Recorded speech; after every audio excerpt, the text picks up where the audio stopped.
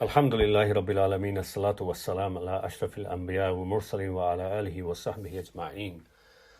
Brothers and sisters, praise be to Allah, peace and blessings on His final messenger Muhammad sallallahu alaihi wasallam. I've been asked a question about some discussions amongst our brothers and sisters on social media, and otherwise I was asked directly as well, that the one fasting in Ramadan, a person fasting in Ramadan, in other words the obligatory fast, who doesn't pray 5 times a day, is their fast counted or is it not counted?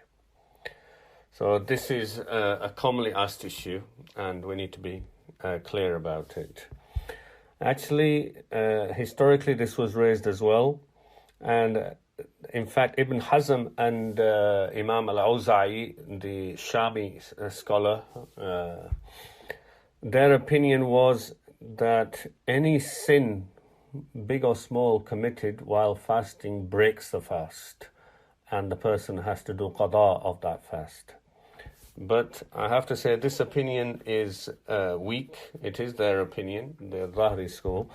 The majority of scholars, the rest of the scholars and the scholars of the madhahib all agree that any kind of sin, big or small, done does not break the fast. Of course, zina would break the fast, because even having sexual relationship between husband and wife breaks the fast, and there's a penalty for it, as is explained in Quran by the Prophet sallallahu alaihi wasallam.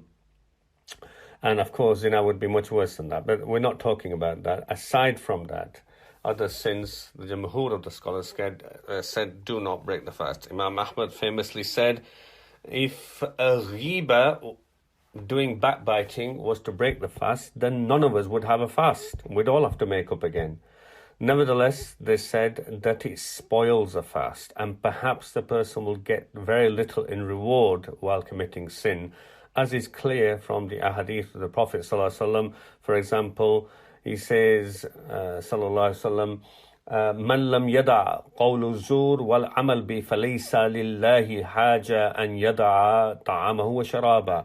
Whoever does not leave a false speech or behaving on falsity, and that includes all kinds of sins of the tongue and doing, whether it's lying, cheating, deceiving, backbiting, all those things. And the Prophet ﷺ, Allah is not in need of such a person leaving their food and drink. That doesn't mean to say that it breaks a fast and they should bother with the fasting. No, that's not the meaning. The meaning is that encouraging about good behavior and staying away from sin.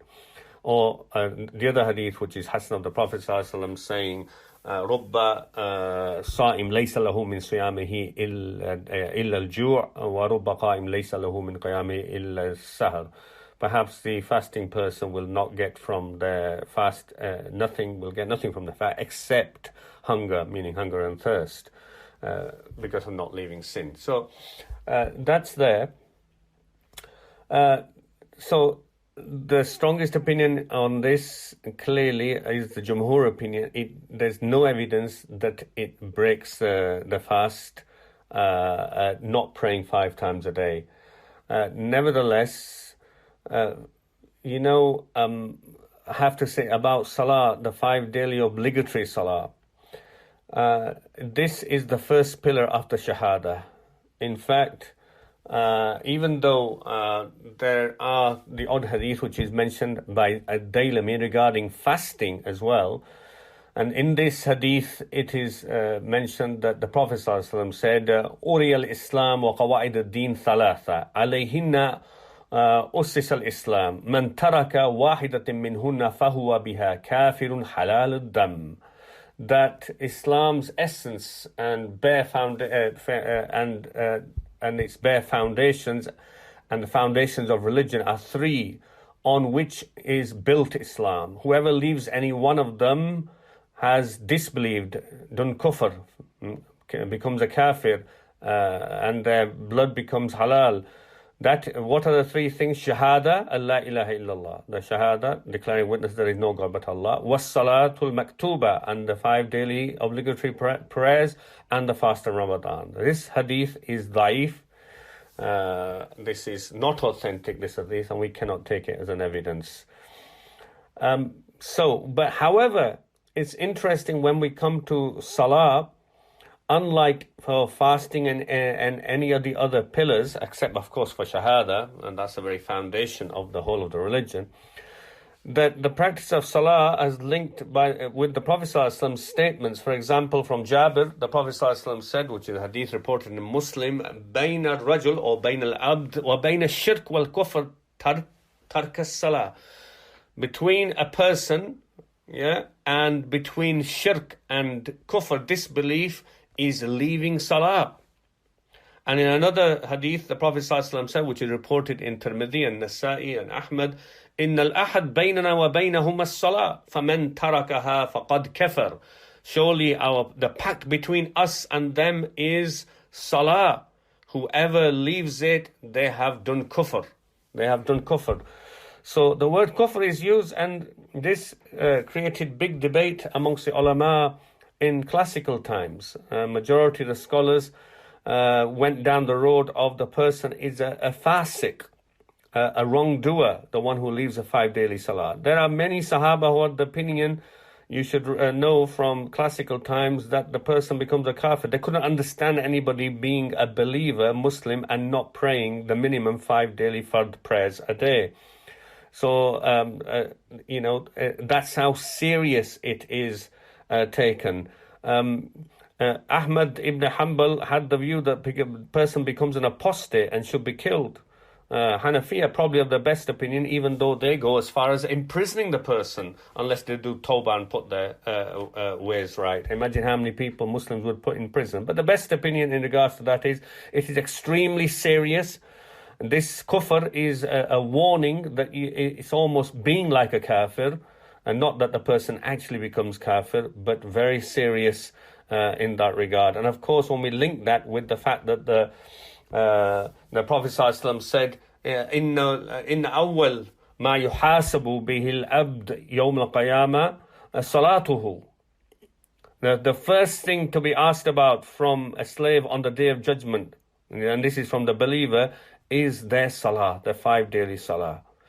And the Prophet in one version he said, إن صلحت صلحت سائر العمل سائر عمله وإن فسدت فسدت سائر عمله. And if it is good, if it is in order, the 5 daily minimum prayers, then the rest of his or her deeds will be in good order. And if it is corrupted, meaning the person hasn't prayed 5 times, then the rest of their deeds will be corrupted as well.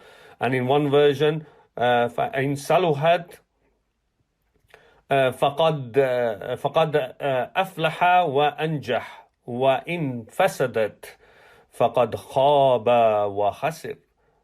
In this version of the authentic hadith, the Prophet ﷺ is reported as saying, if the 5 daily prayers are in order, then he or she will have salvation and success. But if the 5 daily prayers are corrupted, then he or she will indeed face basically loss and failure. We don't want to be in that situation on the Day of Judgment. So that's how serious 5 daily salah is. And notice in regards to whether it's zakah, for example, with zakah, you're only required to pay the 2.5% when you go over a particular amount in certain categories, etc. If you look at fasting, there is exemption and rukhsa given if you're ill, if you're pregnant, breastfeeding, a traveler, etc., etc., where people are given a choice in some cases of making it up later, in other cases of paying compensation. And if you look at Hajj and Umrah, it's only if you have the ability to actually go and perform it. Otherwise, it becomes exempt. Where if you look at Salah, there is no such thing. The Prophet ﷺ said, for example, Sallu qiyaman. Salli qiyaman, as he said to Imran ibn Hussein, Salli qiyaman, فَإِن لَمْ يَسْتَطِعْ فَقَائِدًا فَإِن لَمْ يَسْتَطِعْ فَعَلَى جَنْبِكَ, pray standing. And if you're not able to do so, then sitting. And if you're not able to do so, then even lying down. In other words, you never leave the 5 daily prayers, even if you're ill and you can't stand up and you're sitting down. If you're ill to the extent of in bed, lying down, unless you fall unconscious and you're totally unaware, you have to do the 5 daily prayers, brothers. That's how Salah doesn't have any that kind of rukhsah where you can just leave it. That's how serious the issue of Salah is for a believer. So, without belittling, and you realize the importance of Salah, brothers and sisters, I urge you and beg you, don't trivialize Salah. There are many people in our community who do fast in Ramadan, and that's a good thing. We don't say to them, don't bother fasting. But to ignore Salah is like fasting and doing a major sin while you're fasting. How will that be taken? Yeah, if you were to do, we say about backbiting, doing other sins, don't stay away from them. And there you are, not praying 5 daily prayers while you're fasting. That's the biggest of the big sins. That's almost on the verge of kufr, as it's been described by the Prophet ﷺ. So what kind of fast is that going to be, brothers and sisters? Don't destroy yourself with your own hands, brothers and sisters, young and old. Don't bankrupt yourself while, in fact, you are fasting and then doing this. If you're not praying 5 times a day, this is a great opportunity, and it's not too late. We're only halfway there. Yeah? Don't give up. Put it right, brothers and sisters. It is only 5 minutes. Do just the fard if you can't do anything. And that is the part that's obligatory of the 5 daily prayers. Add it all together, it's only 20-25 minutes in a day to do that. What kind of excuse will we have before Allah on the Day of Judgment?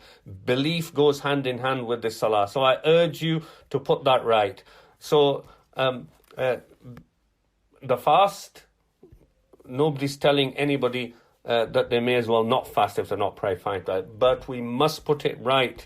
As you know, some people have the idea of even Taraweeh prayers as though that was obligatory. Taraweeh prayer is sunnah, recommended, we could even say, but not fard. The 5 daily prayers which are going to be asked about first on the Day of Judgment are the fard prayers. May Allah subhanahu wa ta'ala help us, give us the tawfiq to be better Muslim, enlighten us, give us strength to stand for our salah, and give us strength to better ourselves while we've still got this blessed month with us. Don't lose the opportunity. Assalamu alaikum wa rahmatullah.